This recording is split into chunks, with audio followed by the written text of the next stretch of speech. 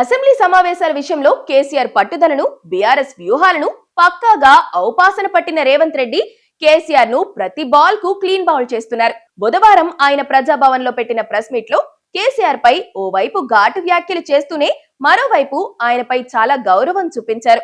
ఎంతగా అంటే కేసీఆర్ అసెంబ్లీకి వస్తే ఆయన గౌరవ మర్యాదలకు లోటు లేకుండా చూసుకున్నారు. జరిగిన తప్పిదాలను దిద్దుకోవడానికి అవసరమైన సలహాలు, సూచనలు ఇవ్వాలని మాత్రమే కోరారు.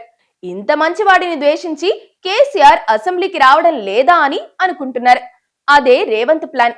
బీఆర్ఎస్ కు అర్థమైన కౌంటర్ అటాక్ చేయలేక సైలెంట్ గా ఉండిపోతుంది. కేసీఆర్ అసెంబ్లీకి రారని రేవంత్ రెడ్డి గట్టి నమ్మకం. అందుకే ఆయన్ను పదే పదే సవాల్ చేస్తున్నారు. కేసీఆర్ అసెంబ్లీకి వచ్చేందుకు సిద్ధంగా కూడా లేరు. తొలి రోజు కేవలం ఆయన అటెండెన్స్ కోసమే వచ్చారు. ఆ సందర్భాన్ని రేవంత్ రెడ్డి పక్కాగా ఉపయోగించుకున్నారు. ప్రతిపక్ష నేతగా గౌరవం ఇవ్వడం ద్వారా రేవంత్ సభా సాంప్రదాయాలను ఏమాత్రం ఉల్లంఘించబోమని, ఆయనకు గౌరవం ఉంటుందని భరోసా కల్పించే ప్రయత్నం చేశారు. అయినా కేసీఆర్ ఉండలేదు. దాంతో ప్రెస్ మీట్ లో కూడా అదే భరోసా ఇచ్చారు.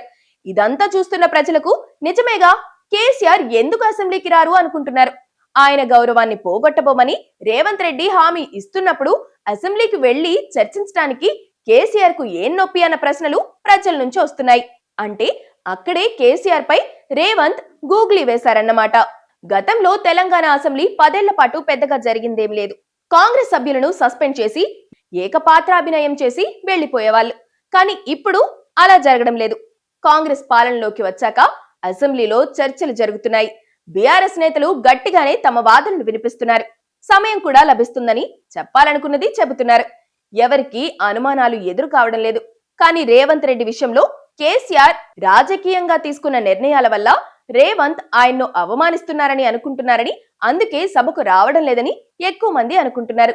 కానీ అలాంటివేమీ జరగబోవని, గౌరవ మర్యాదలు కాపాడతామని రేవంత్ భరోసా ఇస్తున్నారు.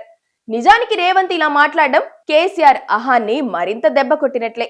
ఎందుకంటే రేవంత్ కన్నా తాను ఎన్నో మెట్లు ఎత్తులో ఉంటానని కేసీఆర్ అనుకుంటారు. అలాంటి తన గౌరవం ఆయన కాపాడటం ఏంటని ఆయన అనుకునే అవకాశం ఉంది. అలా అనుకుంటే అసలు అసెంబ్లీకి వచ్చే సాహసమే చేరని అనుకోవచ్చు.